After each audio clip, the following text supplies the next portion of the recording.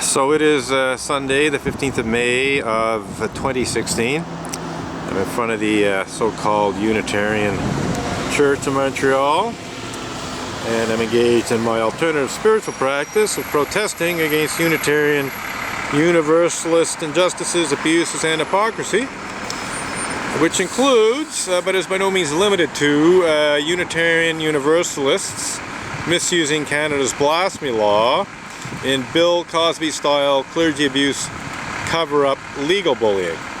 So this chalk slogan is a short version of that. It says Unitarians misuse Canada's blasphemy law to cover up clergy sex abuse. And then here we have Unitarian clergy abuse cover-up sucks you askers you. Now that second slogan, it was written as a result of the fact that this slogan was erased by a member of the Unitarian Church of Montreal. You might notice the two different colors of chalk. Well, originally this slogan was all in the purple or mauve colored chalk, but not long after I wrote it, a member of the Unitarian Church of Montreal came out with two large buckets of water and erased it with water. So I wrote this second slogan to replace the previous one, and there's another slogan over where that white van is, which hasn't been erased yet. The guy missed that one, but you know, I continued my protest, and as I was about to leave, I discovered that the sidewalk was dry enough that I could rewrite the slogan. And I decided that just to make it very, very clear to the Unitarian Church of Montreal and the larger Unitarian Universalist Association, or I should say, well, we can say the Unitarian Universalist Association, which is an association of 1,000 or so Unitarian Universalist churches, but yeah, I'm talking about the Unitarian Universalist, religious community in general. I do not appreciate it when Unitarian Universalists, or people who call themselves Unitarians or Universalists or both, try to cover up and hide the truth about the fact that certain Unitarian Universalist ministers and certain Unitarian Universalist Sunday school teachers are most certainly guilty of various forms of clergy sex abuse, including, but not limited to, such despicable crimes as pedophilia and rape. So, if you come out and you erase my slogan, I just might rewrite it. We got some people coming by and looking at the slogan here. So, we have a fair number of people looking at the slogan as it is. And I don't mind them. Some actually avoid walking on it because they don't want to erase it, but others walk. I don't mind. It doesn't bother me at all if people walk on the slogan. It's their right to walk on the sidewalk. And it's still pretty intact. It's still looking good. We got people coming out of the church now. The fact that the guy erased my slogan and then it became possible to rewrite it extended my stay here. It extended my stay here long. See, this guy, he's avoiding walking on the slogan. That's very nice of him. The fact that I felt obliged to rewrite the slogan made it that I stayed here longer, and as a result we got people leaving the church. In fact, this guy just came out and he's now looking at the slogan here, and whoops a daisy. So he's having a good read there. Any questions?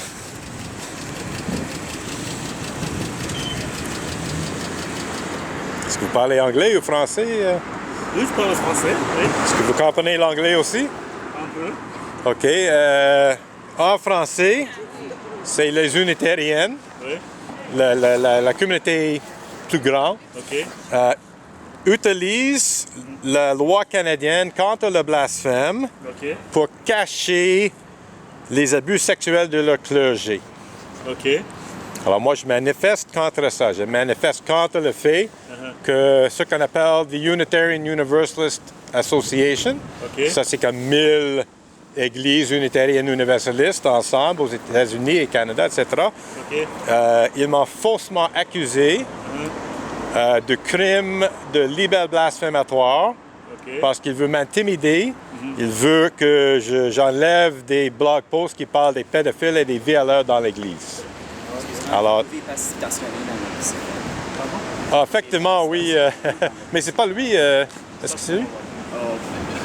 C'est ça, c'est pas lui qui. It's racial profiling. No, I'm joking. You were standing beside No, the I know. car. I'm joking. Sorry, you were standing beside the car. I just... He's not beside the car. He was beside the car too. That's true. I could have been a taxi driver. It is racial profiling. You have something on. You have something on your other side. Just stupid, but Yeah. It happens. Well, you noticed I knew what it was. I know. But let's face it, it's a fact that most Montreal taxi drivers are people of color. Yes. So Yeah. it's not like ultra racist, It's just an assumption. It's assumption. And I find Yeah. your way was very rude. Yeah. You never said hi, you never said anything. Yeah. That kind to give me orders. Yeah, and, exactly. Yeah. You know. Yeah. Well, when I got the letter, it was very rude too. The season. Oh, very, very rude. So it's, legal letter from a lawyer. So it's, Yeah. So, but I think it's a privilege in the 21st century. Atheists Yes. are accusing me of blasphemy. Yeah. That's hilarious. What happened in church today? It was interreligious. Yeah, it was an internal celebration. Right. Sufi. Yeah. Catholic. No, not Catholic. Well, I thought I saw a nun. Muslims. Mormons. Mormons. Okay. And Scientologists. no, not Just joking. Okay, see you later. Yeah. So that's kind of fun. This is a guy who came out of the church. He was reading the chalk slogans, and he was part of the interreligious thing, or attended it. And this taxi parked in the bike lane. So this guy came along and told him he couldn't park there, assuming he was a taxi driver because, well, he's a African American, basically, and most Montreal taxi drivers do happen to be African American. So a little bit of racial profiling going on there, because I could have been the driver of the taxi, it could have been me. But anyway, so we're having a good little conversation here, and since people are leaving the church, I think I will stick around in case there's some more interesting conversations to be had. So I'm just going to grab one of my picket signs here. I think I'll grab the Unitarian Universalist Prejudice and Bigotry one, since it's apropos, and we shall walk back and forth, and who knows, there might be another interesting conversation that transpires in the next, let's say 15 minutes, half an hour, or something like that. I'm not going to write any more chalk slogans. I've already depleted my chalk supplies, so I don't want to overdo it. And we'll just engage in standard picket sign protesting mode for now. Walk back and forth with picket signs. And who knows, we might have another interesting conversation with someone. So somebody coming out in the wheelchair now. And I presume... Well, I shouldn't presume anything. Presumptions are not good ideas, so we will avoid presuming.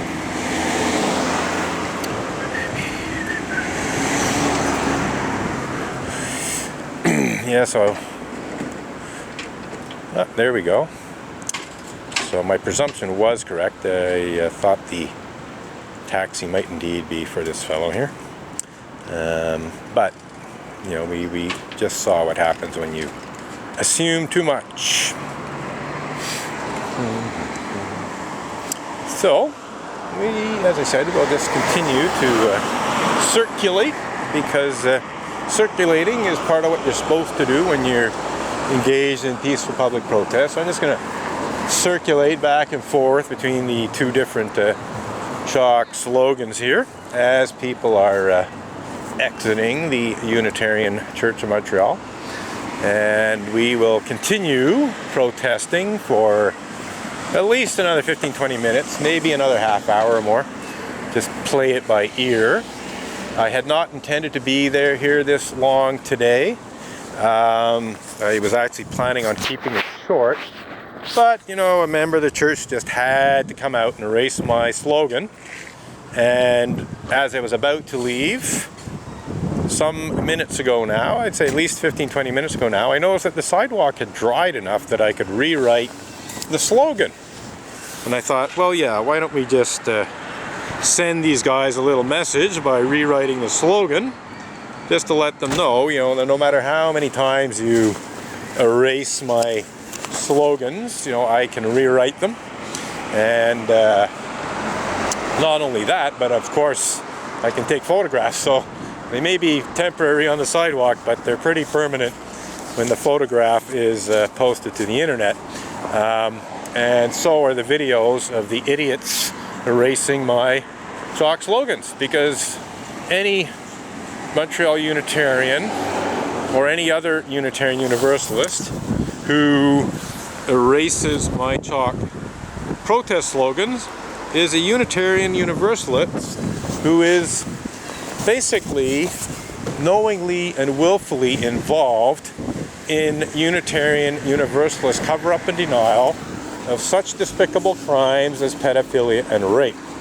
Because this chalk slogan, which was erased, and other similar ones, protests against the fact that Unitarian Universalists falsely accused me of the criminal act of blasphemous libel in Bill Cosby-style legal bullying, which is clearly intended to intimidate me into removing blog posts that tell the truth about Unitarian Universalist pedophiles and rapists. So any Unitarian Universalist who erases one of my slogans is a Unitarian Universalist who is actively involved in cover-up of the cover-up. And being actively involved in cover-up of the cover-up is, in my view, indirectly covering up the clergy abuse itself. You're trying to hide the fact that certain Unitarian Universalist ministers most certainly are guilty of such despicable crimes as pedophilia and rape. You know, in hiding the fact that the Unitarian... Oh, got a nice positive honk there. And in hiding the fact that the Unitarian Universalist Association is misusing blasphemy law to try and hide pedophilia and rape in the Unitarian Universalist religious community, you know, you are essentially trying to hide the pedophilia and rape as well. You're you know, just what's the word we're looking for? How many degrees removed or whatever? But you're really not that far removed. You know, you're covering up the cover-up, so by extension you're covering up the sex abuse itself, because when you cover up the cover-up, you're also covering up the sex abuse. It's that simple. So I hope the Montreal Unitarians who come out and erase my slogans are proud of being totally complicit in Unitarian Universalist cover-up and denial of such despicable crimes as pedophilia and rape. Now, one of those Unitarians is John Inder, former president of the Unitarian Church of Montreal. He has on several occasions come out and erased my slogans.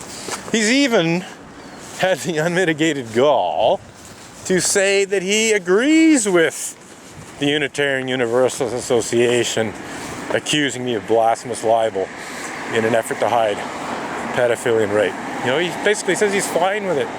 You know, so I got plenty of video of John Inder, Montreal Unitarian, erasing my chalk slogans. But then we got some new people. There's a guy a couple of weeks ago I do not know the name of, and I didn't even recognize. I mean, I've sort of seen him, but he wasn't all that familiar to me, so I really don't know exactly who he is. I have an idea who he might be. He might be the new president of the church, but I really don't know with any certainty that that's the case. And then there's another guy, a guy I've seen actually many, many times today, younger guy, like I'd say 30-something. Basically, as I understand it, you know, he's definitely a member of the church, that's like certain. he may be on the board. Now that I think about it, yeah, you know what? I think this guy's told me in the past that he's involved to some extent on committees or boards or whatever. So he's not just an ordinary run-of-the-mill member at this point. You know, he's basically part of the, you know, board or council or committees or whatever of the church.